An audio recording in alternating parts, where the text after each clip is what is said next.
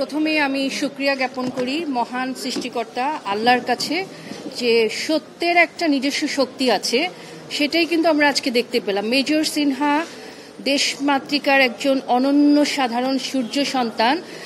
তার মোটো ছিল হচ্ছে মানবিকতা, সততা, এগুলোই ছিল তার কিন্তু মোটো, তার জীবনের মোটো।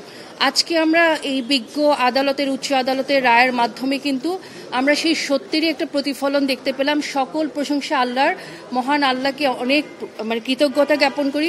একই সাথে আসলে এই রায়ে আমরা সন্তুষ্ট, যদি আপনারা বলেন যে সন্তুষ্ট কিনা, তো সেটা আসলে এখন পর্যন্ত আমরা সন্তুষ্ট সেদিনই হব, কারণ আমাদের তো আরও সামনে যেতে হবে, আরও কিছু পথ যেতে হবে, অ্যাপিলেট ডিভিশন আছে।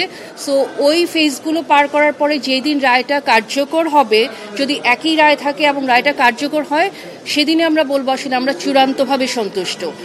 তবে কিছুটা একটা কনসার্ন আমার আছে আসলে বাদী হিসাবে, সেটা হচ্ছে আপনারা জানেন তৎকালীন যে সময় ঘটনাটা ঘটেছিল, ওই সময় আসলে অনেক কঠিন পথ পাড়ি দিতে হয়েছিল আমাদেরকে। মানে এইরকম একটা সিচুয়েশনে এইটার বিচার করাটা অনেক কঠিন ছিল আমাদের জন্য।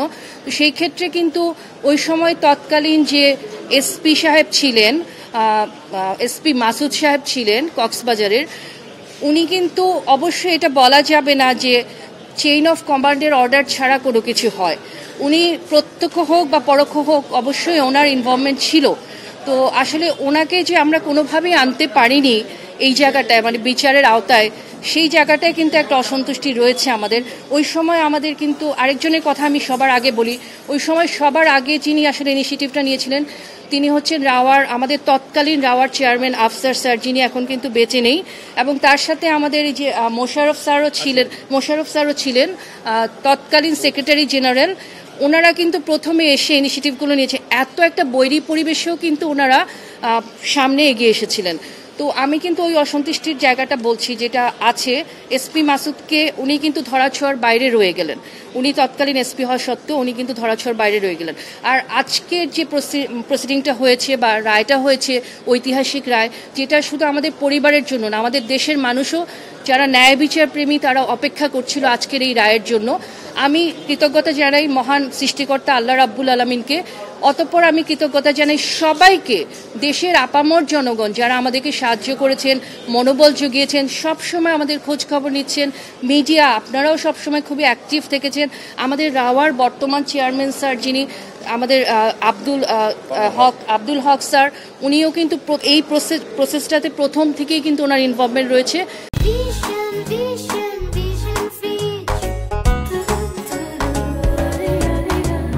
এবং উনি আমাদেরকে অনেক সহযোগিতা করেছেন। আমি সেনাপ্রধান ওয়াকারুজ্জামান স্যারকে ব্যক্তিগতভাবে আমরা ওনার কাছে গিয়েছিলাম, উনি সবসময় আমাদেরকে মনোবল জুগিয়েছে, আমাদেরকে যেভাবে সমর্থন করা দরকার ছিল করেছেন, আমাদেরকে এই পরিবারটাকে সমর্থন করেছেন উনি, এবং ওনাকে আমি ধন্যবাদ জানাই। আমি সব বিজ্ঞ লয়ার যারা আমাদের পক্ষে আদালতে লড়াই করেছেন প্রত্যেককে আমি সবার নাম তো বলতে পারবো না, নাম আমার মুখস্থ নেই, প্রত্যেককে আমি এবং আমার পরিবারের পক্ষ থেকে ধন্যবাদ জানাই। মাহমুদ ভাই আছেন, উনি প্রথম থেকে আমাদের সাথে ছিলেন, ওনাকে ধন্যবাদ জানাই।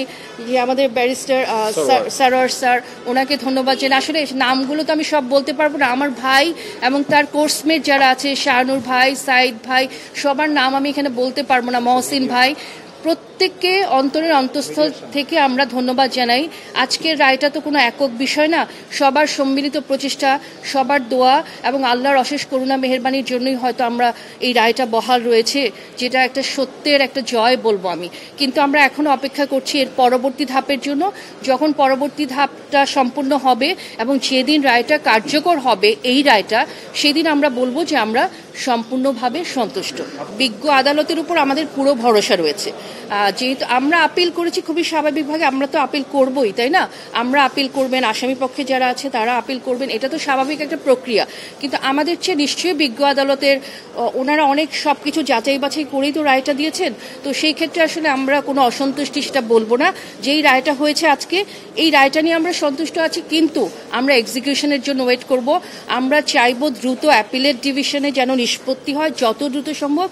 কারণ যদি আপনারা দেখেন 31শে জুলাই 2020 থেকে আজকে 2রা জুন 2025, 1766 দিন পার হয়েছে। সহজ বিষয় নয়, কিন্তু এখনো কিন্তু এক্সিকিউশন হয়নি জিনিসটা। যেদিন এক্সিকিউশন হবে রায়টা, সেদিন আমরা পুরোপুরি সন্তুষ্ট হব। এখন আমাদের দেশের পার্সপেক্টিভ আমার চেয়ে আপনারা অনেক বেশি ভালো জানেন। হ্যাঁ, এখানে অবশ্যই মানে সেনাবাহিনী যে মানুষ, সেনাবাহিনী তো একটা গর্বের জায়গা, তাই না? আমি শুধু সেনাবাহিনী বলবো না, যে কোনো সাধারণ মানুষের যদি ভিকটিম হয় তারও কিন্তু ন্যায় বিচার পাওয়ার অধিকার আছে। কিন্তু বিচার প্রক্রিয়াটা যেহেতু একটু লেন্দি হয় আমাদের দেশে, সেই জন্য হয়তো সবাই শেষ পর্যন্ত আসতে চায় না, এতগুলো স্টেপ হয়তো পার করতে চায় না।